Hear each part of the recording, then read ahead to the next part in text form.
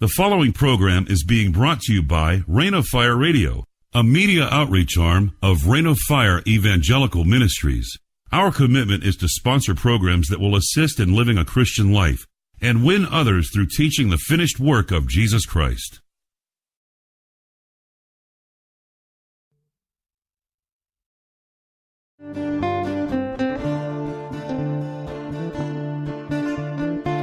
Welcome to Delivered or Deceived with your host, Rand Berkey. Rand is a former cult member who now educates people on the dangers of these types of groups, as well as people who would seek to exploit and terrorize others. Rand has devoted his life to providing assistance to those who have been hurt. No one wants to be led through the wilderness by a guide who has never been there. He has, and his desire is that you will find yourself delivered and not deceived.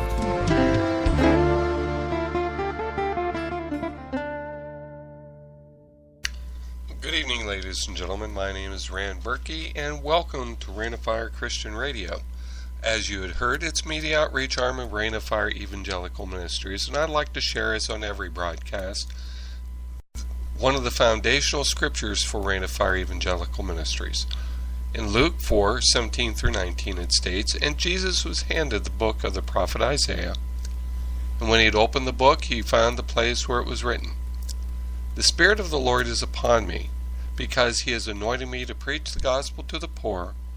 He has sent me to heal the brokenhearted, to proclaim liberty to the captives, and the recovery of sight to the blind, to set at liberty those who are oppressed, to proclaim the acceptable year of the Lord.'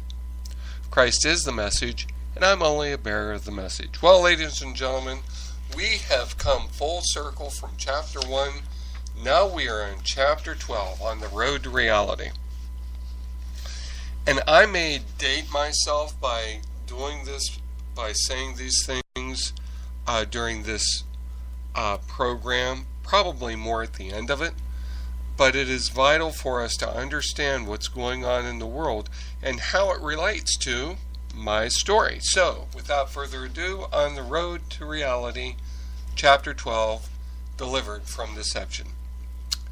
"All active mass movements strive therefore to interpose fact-proof screen between the faithful and the realities of the world. They do this by claiming that the ultimate absolute truth is already embodied in their doctrine, and that there is no truth or certitude outside it. The facts on which the true believer bases his conclusions must not be derived from his experience or observation, but from Holy Writ." And that's Eric Hoffer's The True Believers. Now, the interesting thing, if you read The True Believer, or if you read something like that, it's talking about, you may say it's about Christians, you may say it could be, the same could be said about Muslims, about Hindus, Buddhists, whatever. You could kind of say the same thing about all of them. We know the absolute truth. As Christians, we receive the absolute truth, but that doesn't mean we know all the truth. Paul said at one time that he couldn't speak things because we were not mature enough. He said there was things that he saw that were not lawful to be seen. Now, that doesn't contradict to the Bible. It can only add more to it. And what I have to say about that, it cannot add outside revelation to what has already been written. It cannot anything that may be new, that we don't understand, cannot contradict what we have written. If it does contradict what we have written, then we know it's not the truth. So, Eric Hoffer can say that a cult's absolutely, positively, without a doubt true, because they believe that that nobody else has a right to exist, and they're going to clean you out any way possible, whether it's kill you, whether it's blow you up, whether it's however. Chop your head off. It doesn't make any difference as long as we get that evil other people stuff out of there. So, Now I'm sitting on the couch contemplating my fate. Sitting on the edge of the couch, I had many decisions to make, and confidence to make none of them. What was I going to do? Where would I live? Where was I going to go? How much of what I had been taught was a sham? Were these people lying to me? The deprogrammers. How was I going to sort this all out? Could I ever trust my judgment again? Could I ever trust anyone again? What had the last 6 years been all about? Were they wasted years? Where in life could I have been other than working at a car wash? It seemed I had 1,000 questions. I needed all the answers now. I knew my view of God and my relationship with Him had been twisted, but to what extent? Finally, Wookie spoke to me about a halfway house for people coming out of cults. It was called Unbound. Face told me this would be a good place for me to go to sort out some of the questions I had and to make some short-term plans. I really didn't want to go, but I didn't want to go back to Dayton. And I was really not ready to go home with my parents. It seemed like Unbound was the best option, or maybe the least of all evils, for me to go, to take the time. So I reluctantly agreed to go. The next day, I was to fly with Face to Iowa City, Iowa. I had never flown before, and I was nervous. I realized if the jet decided to crash, I was not going to keep it in the sky. I was feeling less than insignificant. People and circumstances were looking quite different from a week before. I felt disassociated from reality, like I was in a bubble, and the world was 3 feet from my reach. As we settled into our seats, Face pulled out a girly magazine. I looked at it and then at him. He asked me if it offended me, and if it did, he would put it away.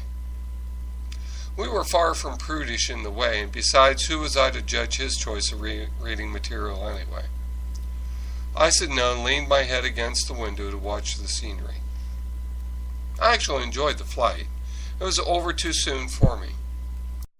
The airport was small, so it didn't take long to collect our baggage and make our way to the waiting area. Soon our ride was there to pick us up. Kevin was there to greet us. He was an interesting person who seemed to be lost in the 60s, maybe the 70s. Kevin had known Face for a while, and they seemed to be good friends. Face had brought many clients to Unbound, so he knew Kevin and the staff fairly well. It took us about an hour to travel from the airport to the house in Iowa City. It is a college town, and Unbound sat in a residential area a few blocks from the center of town. As we pulled into the drive, I looked around at the other houses, and it seemed to be a middle-class area. I walked up the steps to the front porch and went through 2 sets of doors.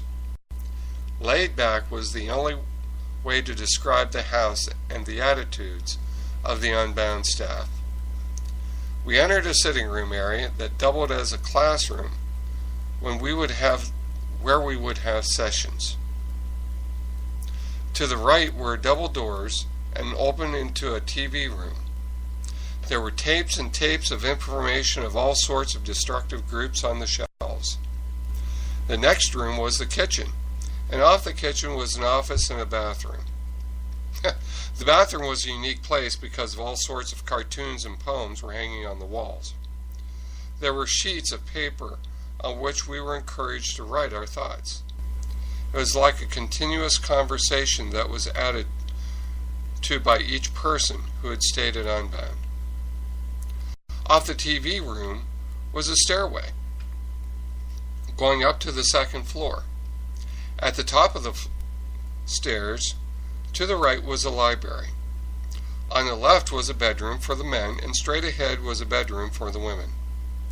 After the grand tour, Kevin gave me a paper to sign. It was a general release form stating I was there on my own free will. Unbound had been harassed by different cults.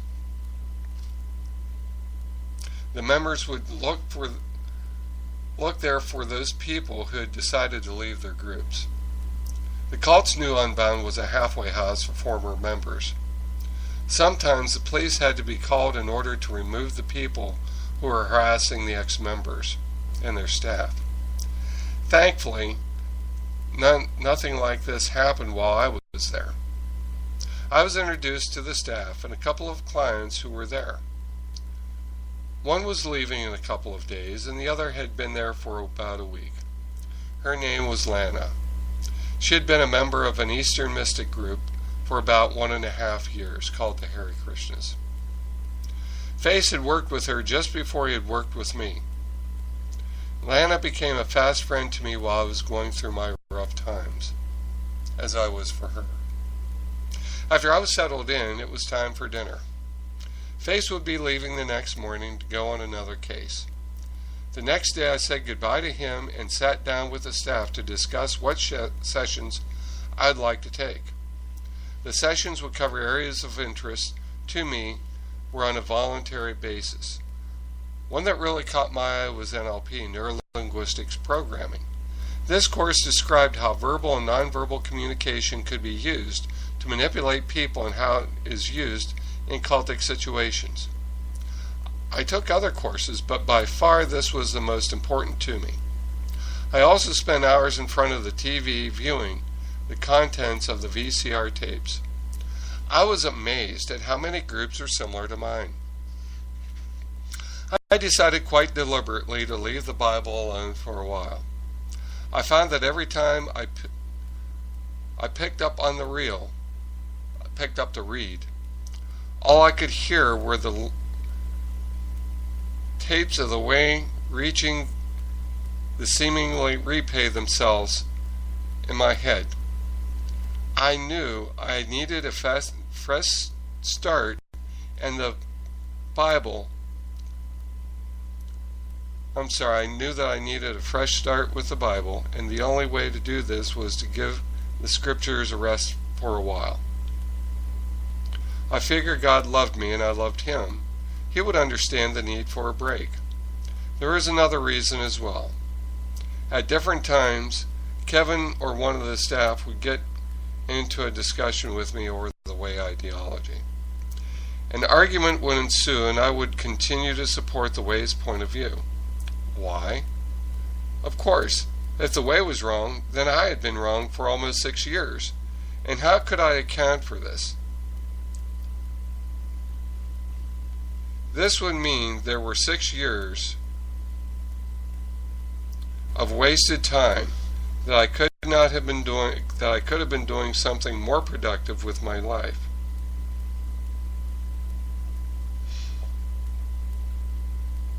Not to mention the guilt I felt for getting others involved with or committed to the group.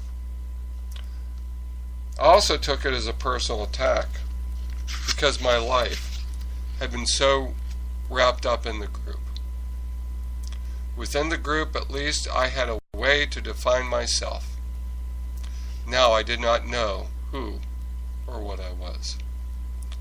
The first time I went out into the city after arriving Unbound was a strange experience. Lana and I went to a bar, sat down, and ordered drinks.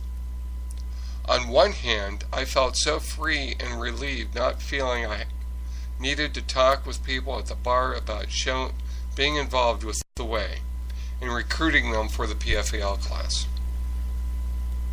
or talking with anyone at all. On the other hand, I felt guilty for not sharing the truth with the lost souls that were all going to hell. But what truth? I didn't know what to talk about to make acquaintances or to strike up a friendly conversation. When you think